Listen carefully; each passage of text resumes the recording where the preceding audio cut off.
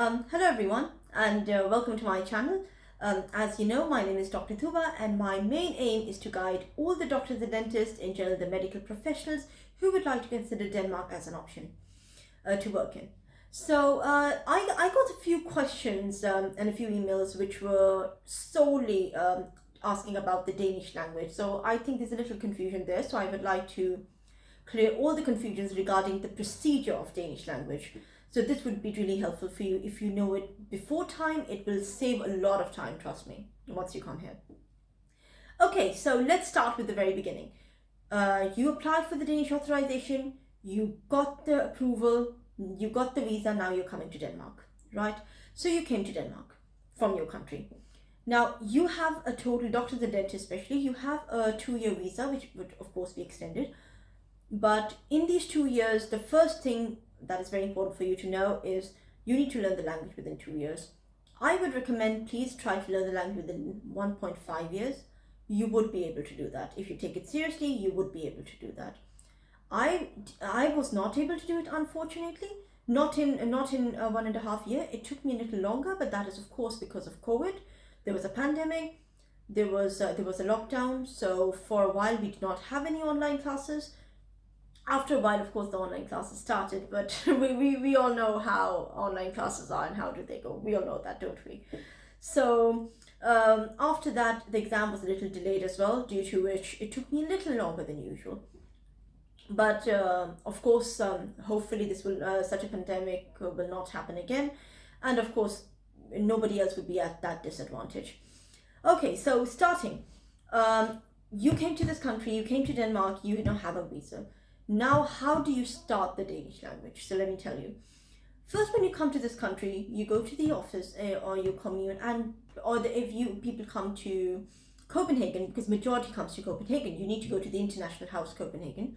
I went over there, and you let them know that you're new here. And to cut the long story short, they give you they allot you a number which is called a CPR number. That CPR number is like your identity. Right after that, you are allowed that you can enroll in any school, a language school. Now, the one mistake I did was that when you are applying, please apply as soon as possible in the school which is near you. Find a bit about the reputation, how the school is. Usually more or less all are the same. And please enroll as soon as possible. The mistake I did was that I was told that no, this school is not good, that school is good, go over there. And like I said, misguided. And it took me, and that school said, no, we can't give you enrollment, you need to wait for four months. And I was like, yeah, okay, I'll wait. And I really regret, I mean, I've done my language, alhamdulillah, but I really regret that. I should not have waited that long.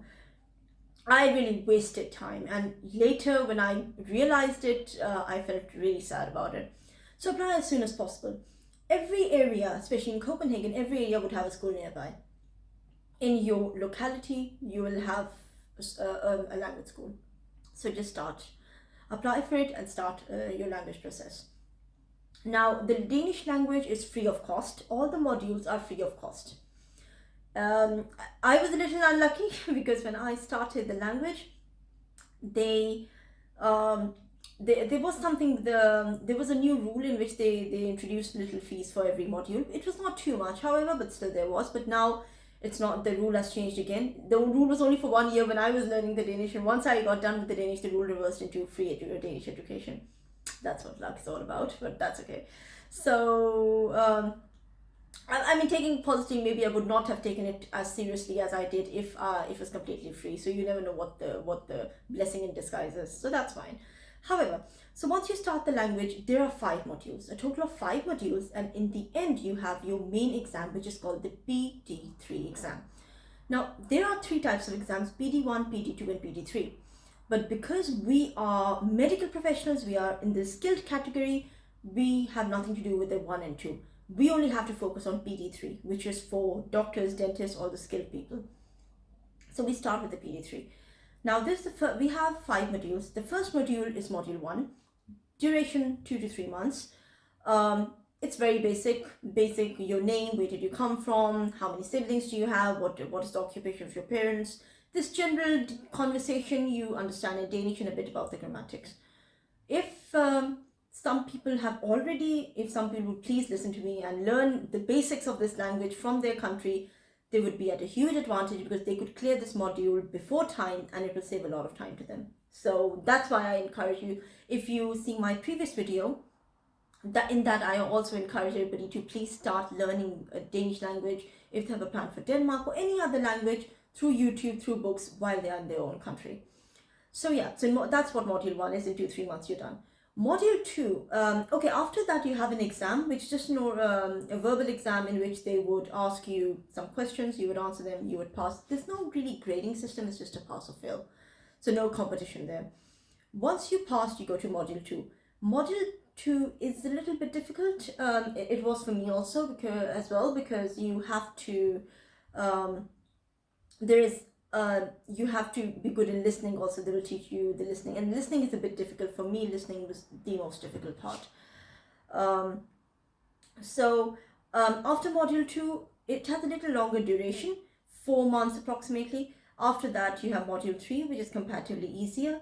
Then again, after module 2, you again have an exam. You have to clear it. If you cannot, you might have to give the last the one you failed in. If you failed an exam, you have to give the exam again after a few weeks, or if you're really bad, then you might have to repeat the semester, the module.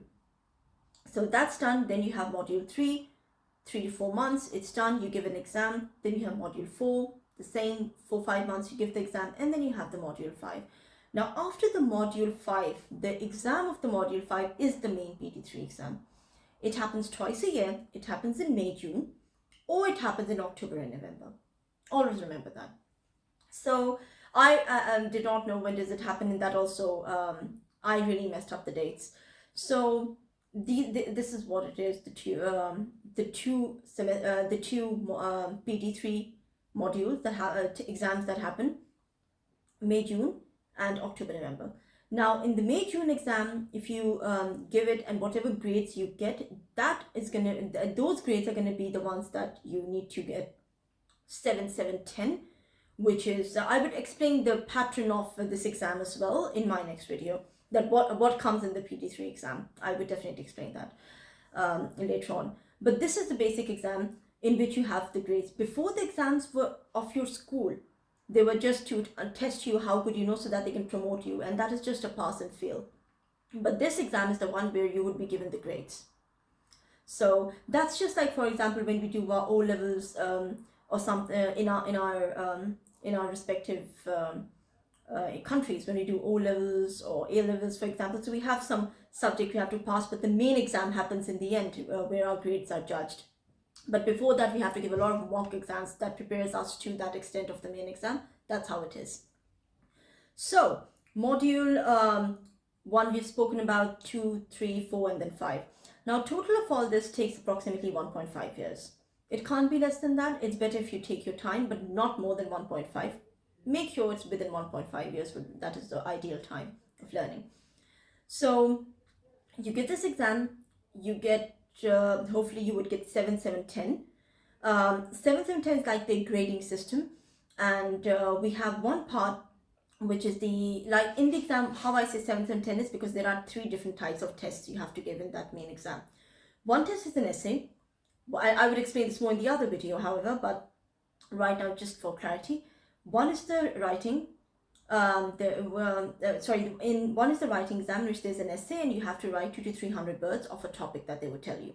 The second one is more of an MCQ grammatical type, and that you have to. It's more of a grammatical exam, you can say.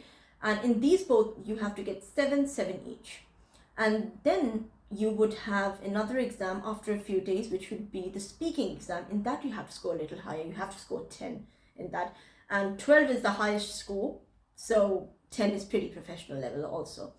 So that is what this pattern is. And right after you get 7, 7, 10, you would you pass it. You would get a certificate from your school, from wherever you gave the exam, and right after that, you can submit that certificate in their patient authority, which is the main dental medical authority, and from there then you get the approval that you could appear in the exams later on, or in general you just have to you have to submit your scores so later on, then the university is going to email you, and then that's another topic that I'll talk about later on. So this is the main thing. And right after you do this, you do all of this from module 1 to module 5, giving the PD3 and getting 7, 10. This certificate is what is going to give you the extension after 2 years.